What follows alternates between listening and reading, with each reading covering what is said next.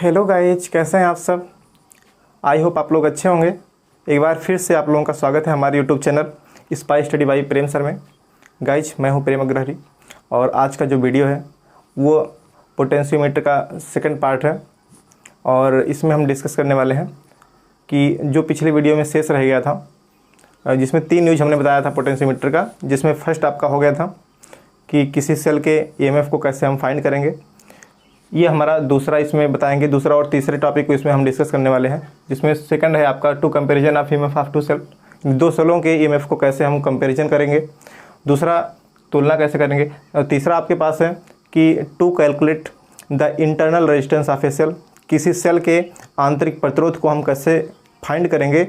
इन दोनों टॉपिक को हम इस वीडियो के अंदर डिस्कस करने वाले हैं। गाइस, हम आपको जानकारी के लिए बता दें कि कुछ बच्चे हमारे कह रहे थे सर वीडियो में आवाज़ बहुत स्लो आ रही है। तो गाइस, आप लोग खुश हो जाइए क्योंकि आज हमने ये माइक्रोफोन यूज कर रखा है, तो ये वीडियो जो है बहुत अच्छा होने वाला है। वॉइस आपकी बिल्कुल क्लीन रहेगी।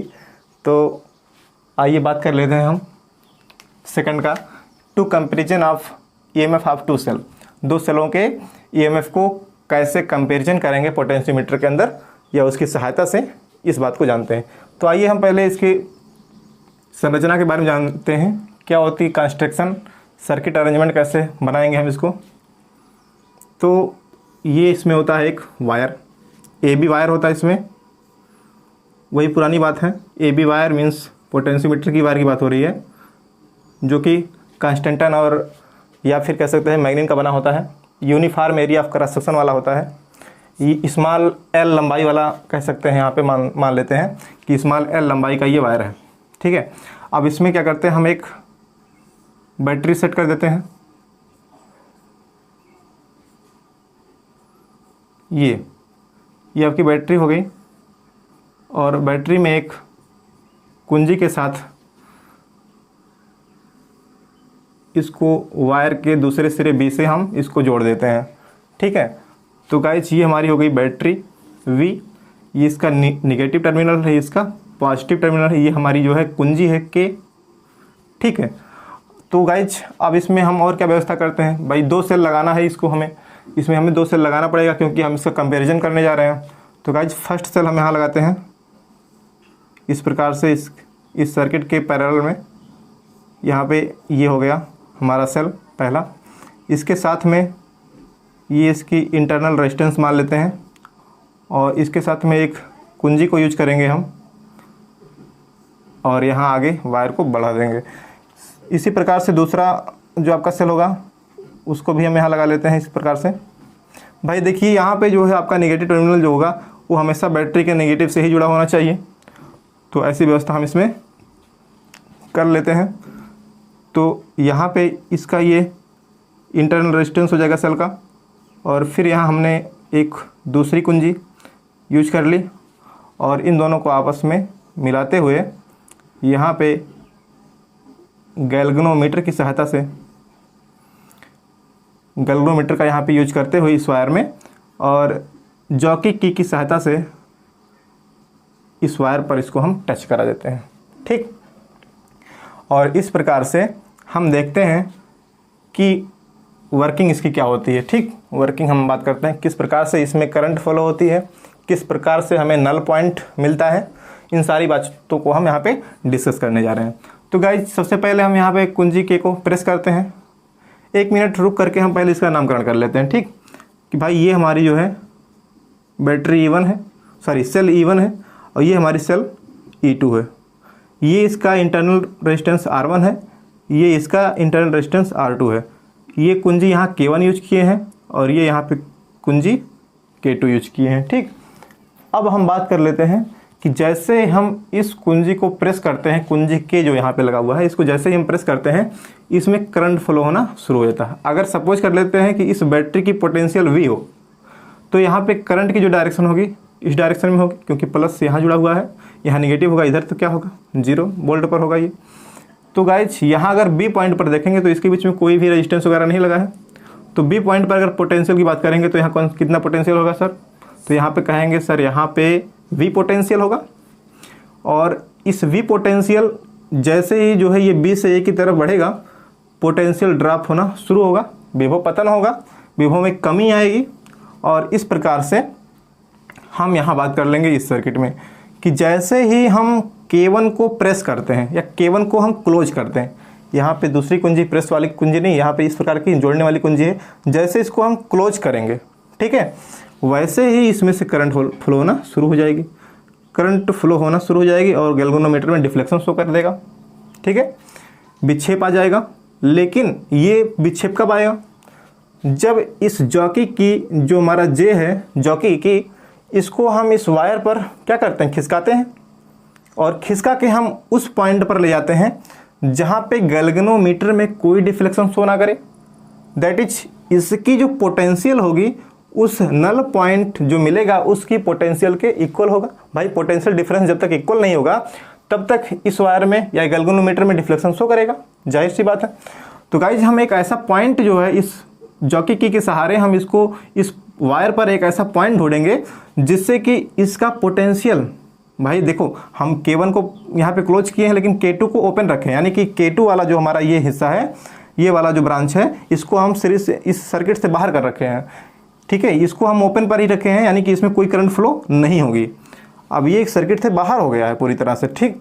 तो इतने की बात कर रहे हैं हम। जैसे इसको K1 को प्रेस करते हैं यानी कि क्लोज करते हैं तो यहाँ से करंट फ्लो होना शुरू होगी, लेकिन हम वायर पर एक ऐसी पॉइंट ढूंढ लेंगे जिसे हम नल पॉइंट का नाम देते हैं। जब नल पॉइंट हमको मिल जाएगा तो इस वायर में कोई करंट फ्लो नहीं होगी। दैट इज कह सकते हैं कि इसका जो पोटेंशियल होगा, जहाँ पर जिस पॉइंट पर नल पॉइंट मिलेगा उससे एक किक तक की जो पोटेंशियल होगी वो उसके बराबर हो जाएगी, या कह सकते हैं नल पॉइंट की पोटेंशियल जो है वो इसकी पोटेंशियल के बराबर हो जाएगी, ठीक है। तो हम बात कर लेते हैं कि इफ K1 इज क्लोज्ड, ठीक है, K1 is closed and K2 is open, then null point obtained at point। अब पॉइंट तो हम माने नहीं है, देखो इसकी इस पूरे वायर की लेंथ हम स्मॉल एल मान रखे हैं पहले से ही, ठीक है। अब जो यहाँ पे जो है आपका ये पॉइंट मिल गया है जहाँ पे इस गैल्वेनोमीटर में कोई डिफ्लेक्शन शो नहीं करेगा, उस पॉइंट को हम मान लेते हैं C, ठीक है। इस C पॉइंट पर हमें नल पॉइंट मिल गया है, यानी इसका जो पोटेंशियल डिफरेंस होगा इसके पोटेंशियल डिफरेंस के इक्वल होगा। भाई C का पोटेंशियल इसके पोटेंशियल के इक्वल होगा, तो हम कह सकते हैं कि इसमें कोई करंट फ्लो नहीं होगी, या नो डिफ्लेक्शन मेथड पर ये वर्क करने लगेगा सर्किट हमारी। तो इस प्रकार हम बोल देंगे कि obtained null point obtained at point C, ठीक है। जो कि C की डिस्टेंस है उसको हम मान लेते हैं कि ये जो है L1 है, मतलब L1 दूरी पर, A से L1 दूरी पर जो है हमको नल पॉइंट मिल गया है। तो एट पॉइंट C पर मिल जाएगा। दैट इज हम यहाँ पे पोटेंशियल डिफरेंस इसके बराबर कर सकते हैं। तो भाई पूरी लंबाई कितनी है वायर की, L है, पोटेंशियल कितना है यहाँ पे V है, तो हम कह सकते हैं कि V/L equal to V/L into कितने के लिए निकाल रहे हैं, इतने की हम निकाल रहे हैं पोटेंशियल डिफरेंस ना, तो फिर L1 हो जाएगा इंटू L1 हो जाएगा। और ये किसके बराबर होगा, भाई इसमें जो पोटेंशियल होगी कितनी है, E1 मान रखे हैं, तो ये हो जाएगा E1, ठीक है। या फिर इसको हम इस प्रकार से लिख सकते हैं कि E1 equal to K into L1। भाई K क्या है यहाँ पे, K को हम बोलते हैं पोटेंशियल ग्रेडियंट, विभव प्रवणता होती है जिसकी वैल्यू होती है V/L, ठीक है। इसको क्वेश्चन नंबर हम फर्स्ट मान लेते हैं। सिमिलरली हम बोल देते हैं इसी प्रकार से, क्या इसी प्रकार से, भाई अब की बार हम K1 को क्लोज नहीं रखेंगे बल्कि K1 को ओपन करे रहेंगे और K2 को क्लोज कर देंगे। भाई देखो K2 को जो हम क्लोज कर देंगे तो हमें क्या होगी, जो यहाँ का पोटेंशियल होगा वो नल पॉइंट जहाँ पे होगी उसके पोटेंशियल के इक्वल होगा, यानी कि जो हमारी गैल्वेनोमीटर है उसमें नो डिफ्लेक्शन की सिचुएशन तब बनेगी जब इसका जो आपका पोटेंशियल होगा उस नल पॉइंट के पोटेंशियल से मैच करेगी। तो भाई देखो यहाँ जो इसका पोटेंशियल E1 है, इसका पोटेंशियल क्या है E2 है, दोनों सेलों का अलग अलग पोटेंशियल है, इसलिए नल पॉइंट भी अलग अलग ही आएगा, क्योंकि इधर की पोटेंशियल ज़्यादा है, इधर जाएंगे पोटेंशियल बढ़ेगी, इधर जाएंगे पोटेंशियल घटेगी। ठीक है, तो हो सकता है इसका इससे हो सकता है कम हो या इससे ज़्यादा हो, तो भाई इसका अंतर आएगा, नल पॉइंट कहीं और मिलेगी। तो सिमिलरली हम कह सकते हैं कि if K1 is open and K2 is closed. ठीक है, K2 को हम क्लोज कर दिए हैं, यानी कि इसमें से करंट फ्लो होना शुरू करेगी। Then null point obtained at point, अब पॉइंट तो माने नहीं है, हो सकता है हम मान लेते हैं कि ये हमारी जो है यहाँ पे मिले। ठीक है, इस पे मान लेते हैं और इसको हम नाम दे देते हैं डी। डी पॉइंट पर हमको नल पॉइंट मिल रहा है। ठीक है, तो ये डिस्टेंस हम मान लेते हैं ए से L2 हो, अगर इसको हम मान लेते हैं ये डिस्टेंस L2 हो, तो हम कह सकते हैं कि null point obtained at point D that is क्या लिख सकते हैं भाई, इसका जो पोटेंशियल होगा इस वाले सेल के पोटेंशियल के बराबर होगा, तो हम कह सकते हैं कि V/L इंटू, अब की बार लेंथ क्या है L2 है, L2 लेंथ के बाद नल पॉइंट मिली है, तो V/L इंटू L2 हो जाएगा, और ये बराबर किसके होगा, ये बराबर हो जाएगा E2 के, right.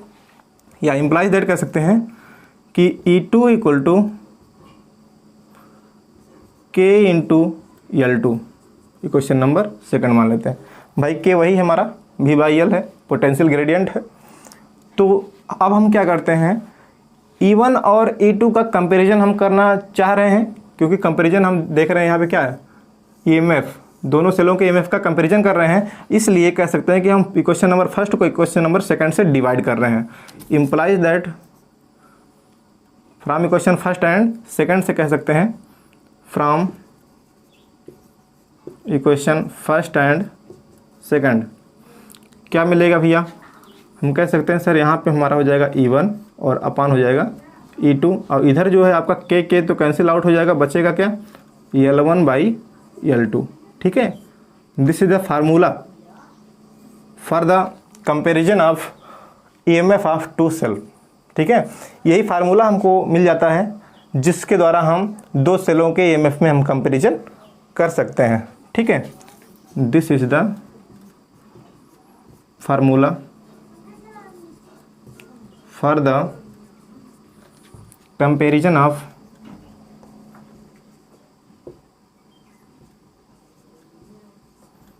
EMF of two cells. ठीक है, इस प्रकार से जो है ये हमारे पास फार्मूला निकल के आ जाता है। ठीक है, तो गाइज यहाँ L1 L2 क्या है, L1 L2 भाई वही तो है नल पॉइंट जहाँ पे हमको मिल रही है, जिसे हम मीटर स्केल, यहाँ मीटर स्केल लगी होती है, जिसके द्वारा हम उसको आराम से पढ़ सकते हैं कि कितनी लेंथ हमारी L1 है, कितनी लेंथ हमारी L2 है, राइट। तो गाइज ये हो गया आपका सेकेंड यूज में किस प्रकार से हम दो सेलों के EMF को कंपेरिजन करते हैं। ठीक है, दो सेलों के EMF को कैसे हम कंपेरिजन कर पाते हैं, इस फार्मूले से हमें पता चल जाता है। ठीक, तो गाइज ये हो गया। अब हम बात कर लेते हैं कि ये जो हम फिगर बनाए हैं, ये फिगर हो सकता है आपके बुक में थोड़ा सा अलग तरीके से बना हो, किस प्रकार से बना है थोड़ा सा हम उसकी चर्चा कर लेते हैं यहाँ पे। तो वहाँ पे हम देखेंगे आपके बुक में इस प्रकार से बना होगा कि यहाँ पे आपका वो पटरी वाली सिस्टम होती है, लकड़ी का जो पटरा होता है उस पर जो वायर बिछा होता है, वो उस सिस्टम के आधार पर ये बनाया हुआ है। जैसे कि ये हो गया आपका वायर अलग अलग टुकड़ों में 1-1 मीटर मान सकते हैं, 4 मीटर का वायर अगर होगा तो ये चारों टुकड़े हो गए। अब यहाँ क्या हुआ है, मेटल से जो है इसको क्या हुआ है, जोड़ा गया है, मेटल प्लेट यहाँ लगाई गई है और इस प्रकार से जुड़ गया है। ये पॉइंट आपका वायर का ए है, ये पॉइंट आपका वायर का बी है। ठीक है, और इन्हीं के बीच में क्या होता है, बैटरीज लगाते हैं हम, इन्हीं के बीच में बैटरी लगी होती है ये। ठीक है, ये हमारी बैटरी V है, ये नेगेटिव है, ये इसका पॉजिटिव टर्मिनल है, और इसके बीच में हम यहाँ पे सेल को यूज किए हैं, ये इस प्रकार से, यहाँ इसका इंटरनल रेजिस्टेंस, यहाँ इसका इंटरनल रेजिस्टेंस, और यहाँ ये कुंजी लगा सकते हैं हम, ठीक है, ये हो गया। और अंत में हम क्या कर सकते हैं, इन दोनों को आपस में जोड़ करके यहाँ गैल्वेनोमीटर लगाते हैं जी, और ये जॉकी के सहारे इस वायर पर कनेक्ट करा देते हैं, ठीक है। तो ये आपकी E1 हो गई, ये इसका इंटरनल रेजिस्टेंस R1 है, ये K1 कुंजी होगी। इसकी बात करेंगे तो ये E2 होगा सेल, ये R2 है, और ये आपका हो जाएगा K2 कुंजी, ठीक है। तो इस प्रकार से हो सकता है आपके जो है बुक में इस प्रकार का। तो बच्चों आइए हम जानते हैं अब तीसरे यूज के बारे में, to determine the internal resistance of a cell, ठीक है। किस प्रकार से हम किसी सेल के इंटरनल रेजिस्टेंस को हम फाइंड करते हैं पोटेंशियोमीटर के अंदर।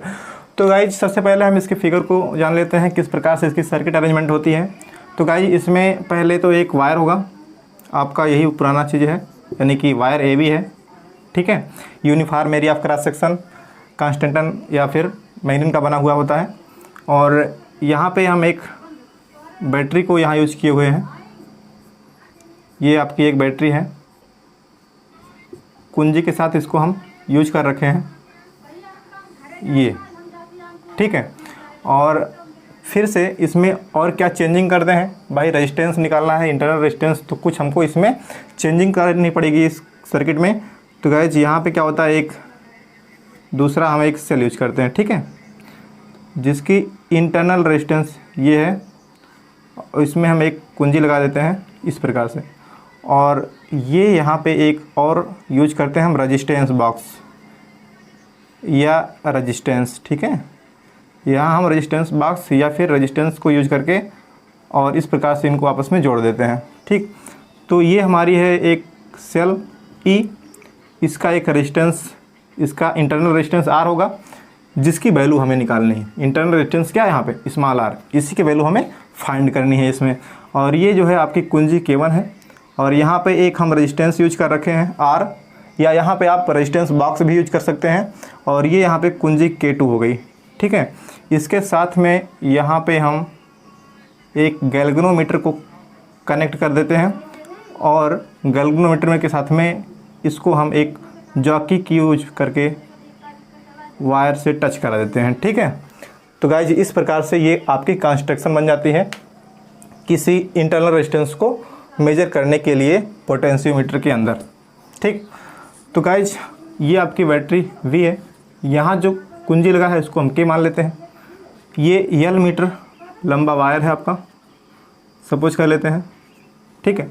वर्किंग को जान लेते हैं किस प्रकार से ये हमें वर्क कराना है। तो जैसे ही हम इसको K को प्रेस करते हैं, आपकी जो करंट है वो इधर की तरफ इस डायरेक्शन में फ्लो करना शुरू हो जाती है। B पॉइंट पर अगर हम देखेंगे तो यहाँ पोटेंशियल V होगा, पोटेंशियल इधर की तरफ आएगा, B से A की तरफ जब जैसे आएगा वैसे क्या होगा, इसमें कमी आएगी, डिक्रीमेंट होगा इसके पोटेंशियल में। तो गाइज अब हम बात कर लेते हैं कि जैसे हम K1 को प्रेस करते हैं या K1 को हम क्लोज करते हैं, K1 को क्लोज करते ही इस सर्किट में करंट फ्लो होना शुरू कर जाएगी। लेकिन अगर K2 को हम ओपन रखे हैं तो फिर करंट जो होगी बस इतने में ही फ्लो होगी, यहाँ से फ्लो होगी इधर की तरफ, है कि नहीं। तो बच्चों यहाँ पे हमें पहले तो K1 को क्लोज रखना है और K2 को ओपन रखना है। इस सिचुएशन में क्या होगी, करंट फ्लो होगी, और इस वायर पर हमें नल पॉइंट को ढूंढना है। सपोज कर लेंगे कि नल पॉइंट हमको C पर मिल गई, ठीक है।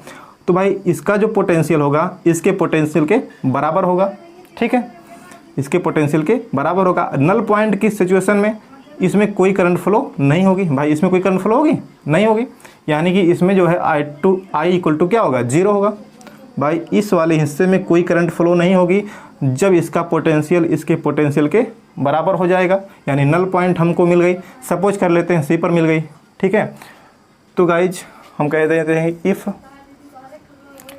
K1 is closed and K2 is open, then null point obtained at point C। इस C की लेंथ को हम मान लेते हैं कि इसकी लेंथ हमें L1 पर मिली है, ठीक है। इस L1 लेंथ पर जो है हमको नल पॉइंट मिली है, L1 लेंथ, ठीक। तो हम कह सकते हैं दैट इज इसका जो पोटेंशियल होगा यानी कि V बाई L, पूरी वोल्टेज V है, पूरी लेंथ L है, यानी V by L into L1, ये किसके बराबर होगा, किसके बराबर होगा यहाँ पे भैया, यहाँ पे क्या है, ये E है, पोटेंशियल इस सेल की कितनी है, E है, तो ये E के बराबर होगा, ठीक है। ये क्वेश्चन नंबर इसको हम मान लेते हैं फर्स्ट, ठीक है। अब बच्चों थोड़ा ध्यान दीजिएगा आप लोग, K2 को हम क्लोज कर रहे हैं और ये ऑलरेडी पहले से क्लोज है, ठीक है, यानी ये पूरी एक सर्किट बन गई। ये नेगेटिव है, ये पॉजिटिव है, यानी कि इसमें करंट फ्लो होना शुरू कर गया, करंट दौड़ना इसमें शुरू हो गया। करंट की डायरेक्शन होगी वो इस प्रकार की होगी, यहाँ पॉजिटिव है नेगेटिव है, तो करंट की डायरेक्शन इस प्रकार से फ्लो होगी इसमें करंट। तो गाइज अब करंट फ्लो हो रही है तो पोटेंशियल ड्रॉप होगा इधर की तरफ, इधर जाने पर। कैसे भाई, यहाँ पोटेंशियल इसकी E है, लेकिन यहाँ रेजिस्टेंस आ गया, यानी कि इस पॉइंट पर अगर पोटेंशियल देखेंगे, इस पॉइंट पर अगर पोटेंशियल देखेंगे तो कितना हो जाएगा, E माइनस आई आर, क्योंकि I करंट इसमें दौड़ रही है, R यहाँ रेजिस्टेंस है, यानी इस पॉइंट पर अगर हम देखेंगे तो पोटेंशियल कितनी हो जाएगी, E minus I R, right. और इस प्रकार से ये इस पोटेंशियल से क्या होगा, इधर की तरफ फ्लो होगा। तो यहाँ पे अगर हम बात करें कि पूरी I करंट कितनी होगी, इसमें अगर I करंट की बात करेंगे तो I की वैल्यू कितनी आएगी, तो भैया I इक्वल टू होता है V बाई आर। V क्या है, यहाँ पे पूरी की बात हो रही है, इसमें पूरी करंट कितनी होगी, तो यहाँ पोटेंशियल कितनी है, E है, और R मीन्स कौन कौन सा हो जाएगा, तो यहाँ पे R एक यहाँ है, एक स्मॉल r इधर है, यानी capital R plus small r, ये आपकी वैल्यू हो जाएगी करंट की। इसी करंट से यहाँ पे इस सर्किट में यही करंट दौड़ेगा, यानी I equal to E upon R plus R, ठीक है। अब हम बात कर लेते हैं इसकी कि if K2 is also closed then null point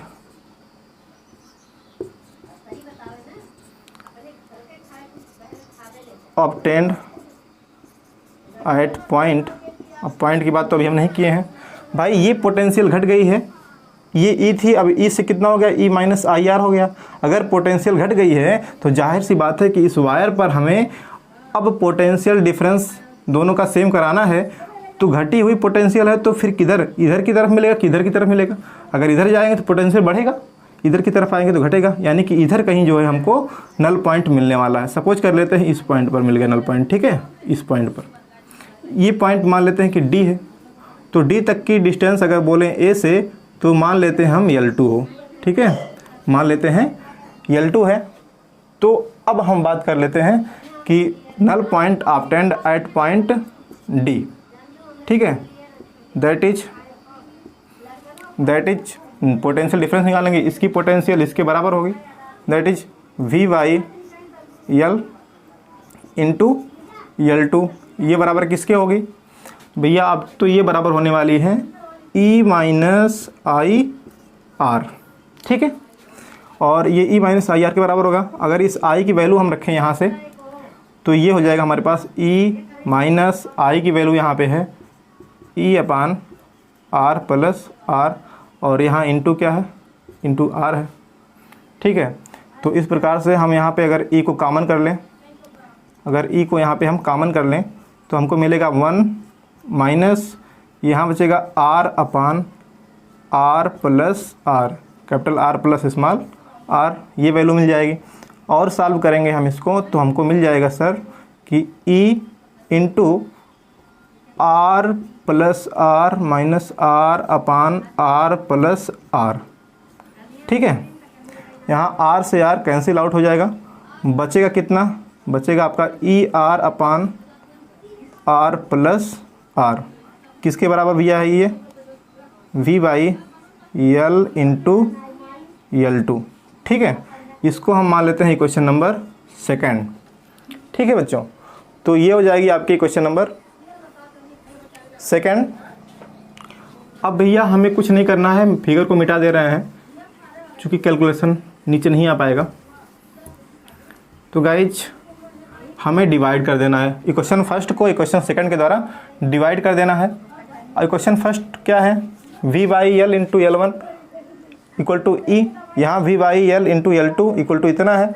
तो हम इसको डिवाइड करेंगे तो यहाँ मिलेगा v/l कैंसिल आउट हो जाएगा, बचेगा क्या L1/L2। ये हो जाएगी आपकी L1/L2, ठीक है। और इधर कितना बचेगा सर, भाई इधर ई है, इधर इतना है, यानी ई अपान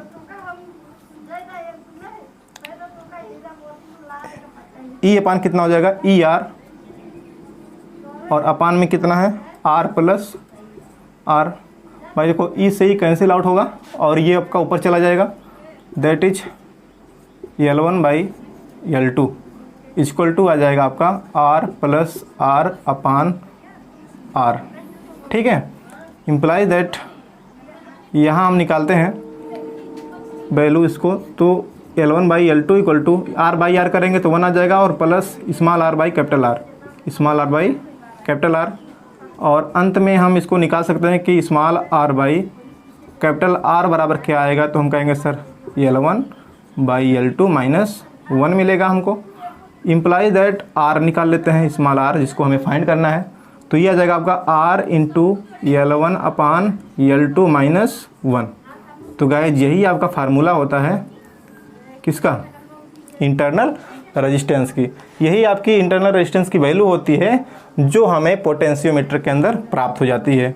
यानी R क्या है भाई, जिसको हम यूज किए हैं, आपका कोई एक रेजिस्टेंस है जो हमने बाहर से लगाया हुआ था, तो उसकी वैल्यू हमें पता होगी। L1 L2 की वैल्यू हम मीटर स्केल से पढ़ लेंगे कि नल पॉइंट हमको किस सिचुएशन पर मिली है, किस पॉइंट पर मिली है फिगर के अंदर, तो आपकी L1 L2 पता होगी, -1 है। तो इस प्रकार हम जो है इंटरनल रेजिस्टेंस की वैल्यू को फाइंड कर लेते हैं, राइट। ओके गाइज, आज की इस वीडियो में बस इतना ही, बहुत बहुत धन्यवाद।